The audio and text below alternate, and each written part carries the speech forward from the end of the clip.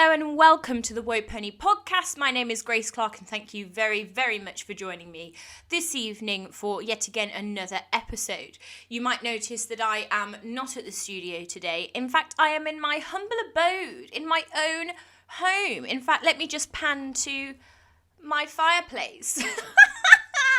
It's very cold and I'm watching Ugly Betty in the background, or I was before I started recording. I'm not in the studio, so that's why I'm looking a bit more casual today. Well, no, that's not true. I look casual at the studio as well, but I'm being more casual today. Hopefully the stories that I've chosen are also going to be a little bit more casual. They don't have to be radio appropriate today.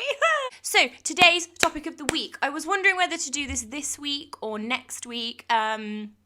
But the topic of the week is going to be Valentine's Day, specifically disasterous Valentine's Days. I did wonder whether to do it next week, but the date of recording would be the 15th, and that's the day after, and no one cares about Valentine's Day the day after. Everybody is back to their usual the day after. So I thought, let's do it in the build-up and, feel the romance a bit. But it wouldn't be the Woah podcast without having disaster stories. Stories that make us question life. Yeah, these stories are of disastrous Valentine's Days.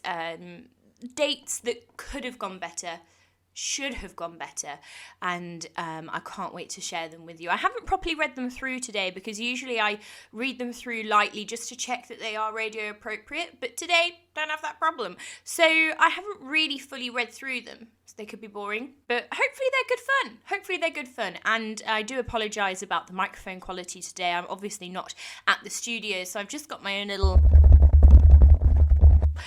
microphone today, which is Gracie quality. Work with me here, folks. Work with me. Okay, let's move on to some stories, shall we? Let's move on. I didn't realise quite how messy my hair was in the last clip that I just did. I'm wearing a hoodie and I've had a long day. And I just don't want to, doll myself up just for the sake of filming, to be honest. This is the real me. My hair's sometimes messy. I put some lip balm on. It's the best I can do for you today. Okay, look, I grabbed a hairbrush. Just for you guys. This is bonus footage ASMR.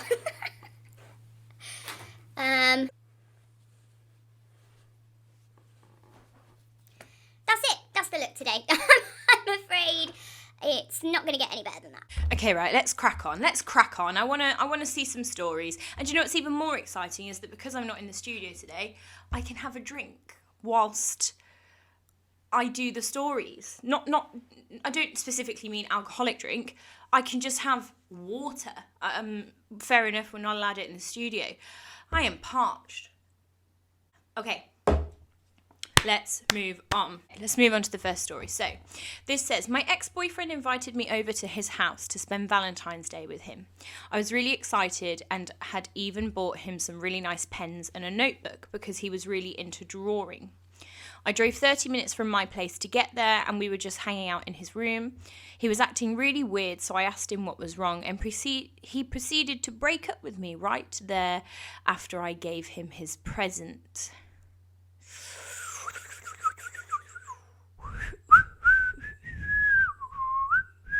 It's just so awkward. It's so awkward, isn't it? Next victim.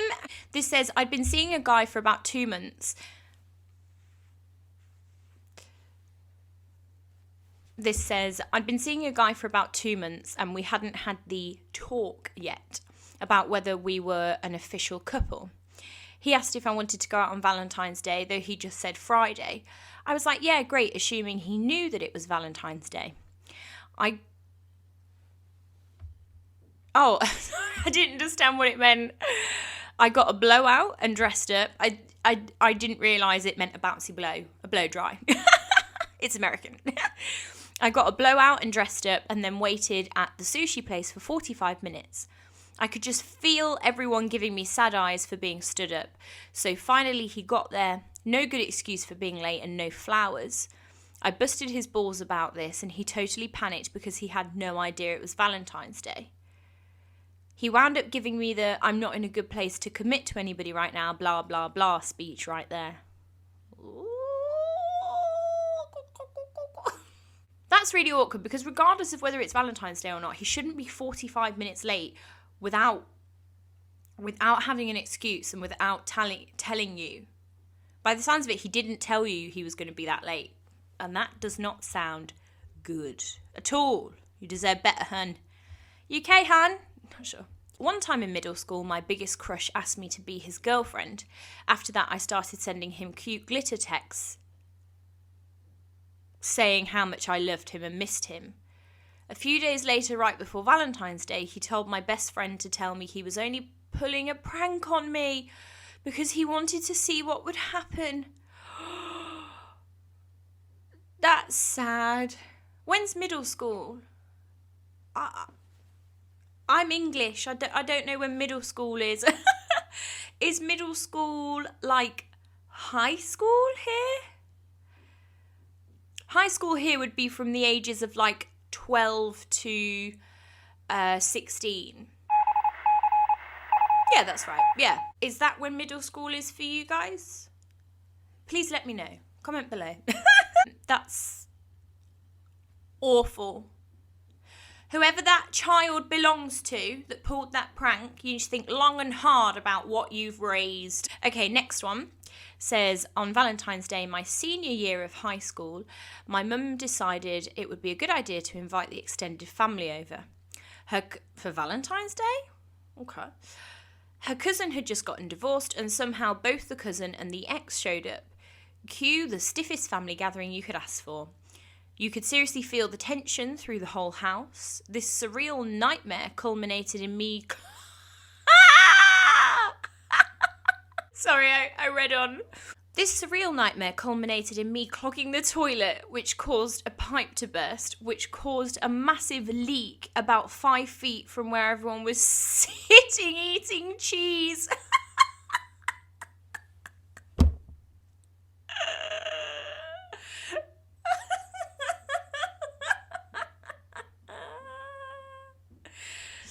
Okay, that's really funny.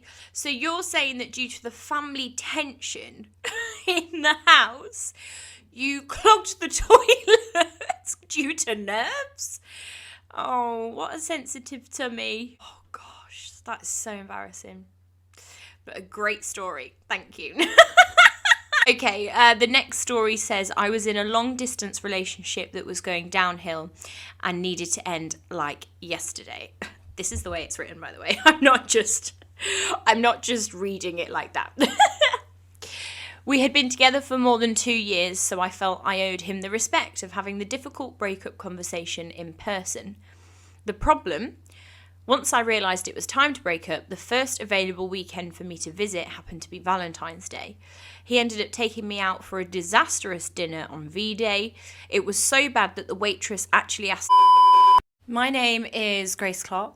This is the Woah Pony podcast, and I'm going to pop off because I don't know why, but for some reason the camera stopped filming midway through the podcast episode. So just for YouTube and just for the social medias, I'm going to reread half of the stories and film them again.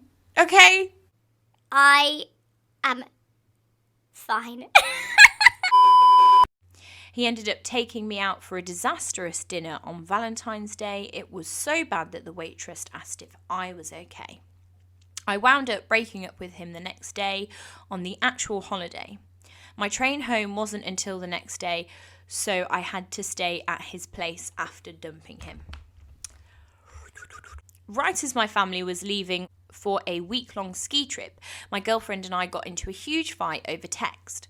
She was saying how much she was going to miss me that week, but to such an extreme point where every other message was, I miss you. I said, sorry, I don't feel like doing the I miss you game. She got all depressed and was mad at me, so I spent all of Valentine's Day reassuring her that I loved her and wouldn't leave her. When I got back, I suggested we have a late celebration, but she wasn't having any of it. Sounds healthy. I told my best friend I was in love with him on Valentine's Day. He told me he didn't feel the same way about me and said he was secretly in love with our other friend. He kept saying how hot she was, which made me feel inferior. Things were rough for a while. I was mad at him for being insensitive when I had literally just poured my heart out to him. I ended up rebounding with some other guy, and my best friend and I stopped talking for a while. I was heartbroken for a long time. Oh, that's horrible, that one. Yeah. The next one says, we went out for dinner. She leaned in to kiss me and her hair got caught in the candle. She didn't realise and proceeded to set fire to my very nice dress shirt. She then blamed it on me and I never saw her again. The guy I'd been seeing gave me black and dead roses, saying that's how he saw our relationship. Dead. And I had been dating my boyfriend for almost a year. His mum hated me because he was her little boy. On the way to the restaurant, my boyfriend decided to turn around so that we could take his parents with us. Things were never the same after our surprise double date. Oh, that's so cringy. No, it's the fact that he turned around. The last one says, my date bought me a whole outfit for Valentine's Day, but lo and behold, my brand new white dress got ruined by Aunt Flo. He saw the mark forming and in front of everyone around us said, really, Hayley, how childish. You couldn't have held it in? I just sometimes... There's a couple things here that just really vex me. For a start, childish. Couldn't have held it in. I'm not going to say any more. I had more thoughts in the podcast. I don't have the strength. Oh my God. Okay, I'm going to leave it there for today. Thank you so much for listening to today's episode. Thank you for bearing with me through many I can't even get my words out. Please comment below, like this channel, subscribe, please, and can't even take myself seriously. And I'll be back next week with another episode. See ya.